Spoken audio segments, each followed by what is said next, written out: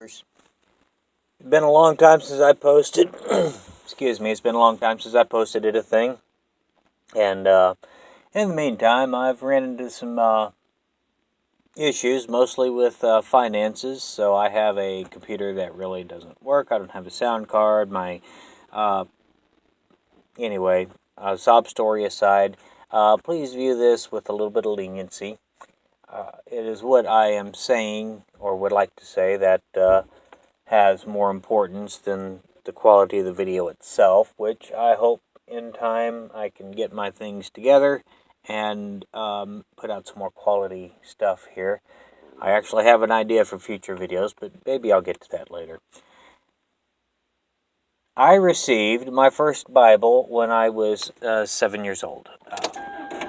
This was shortly after an adoption, and shortly after that adoption, and before I received the Bible, well, I heard the altar call at the Nazarene church and went and gave my heart and soul to the Lord Jesus Christ.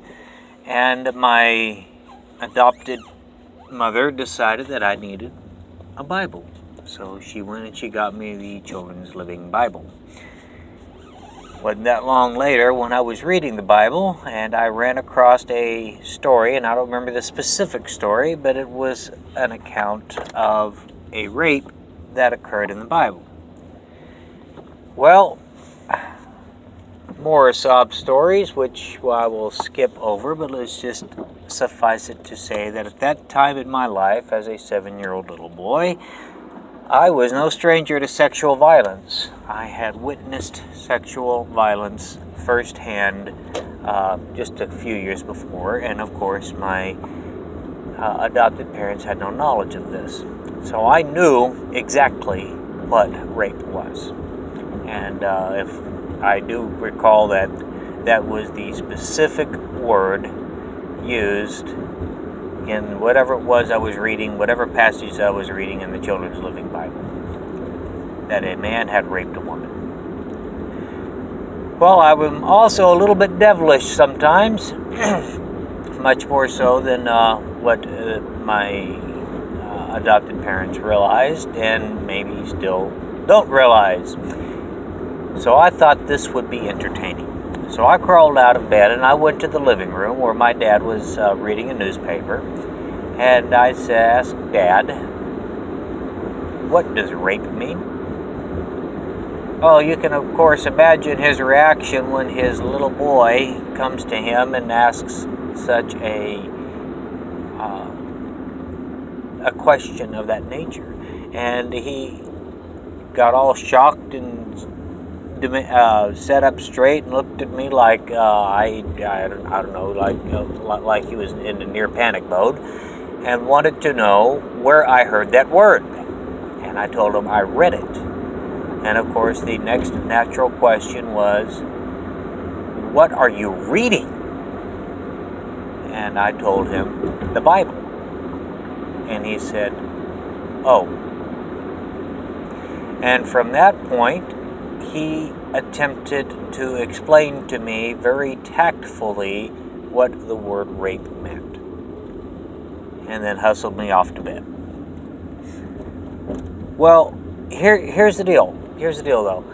If I were a 7-year-old child and I told him that I had read that out of any other book, the book would have been confiscated, and it would have become a family issue as to how I am getting my hands on such vulgar reading material. But because I am reading about such subject matters from the Bible, then that made it okay. Now, from the theist perspective, I guess that makes perfect sense, but for the rest of us, we have to sit back and scratch our heads.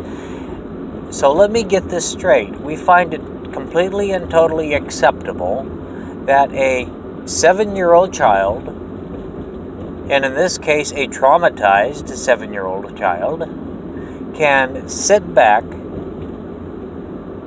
and unmonitored, unsupervised, pick up a book called the Bible and read about rape, incest, genocide, murder, slavery, and some of the most vulgar and profane acts that one human being can commit against another. And because it is being read from the Bible, then that makes it okay.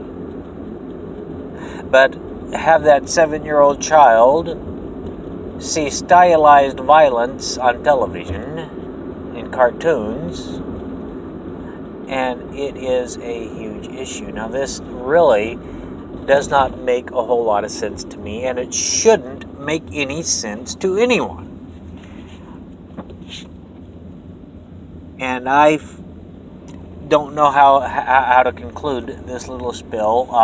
It's a memory that popped into my head about a couple days ago, and I've kept stewing on it. Decided to make some kind of public statement on this.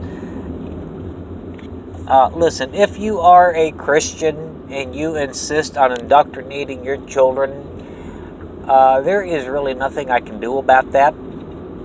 I would prefer that you didn't, but I can't stop you.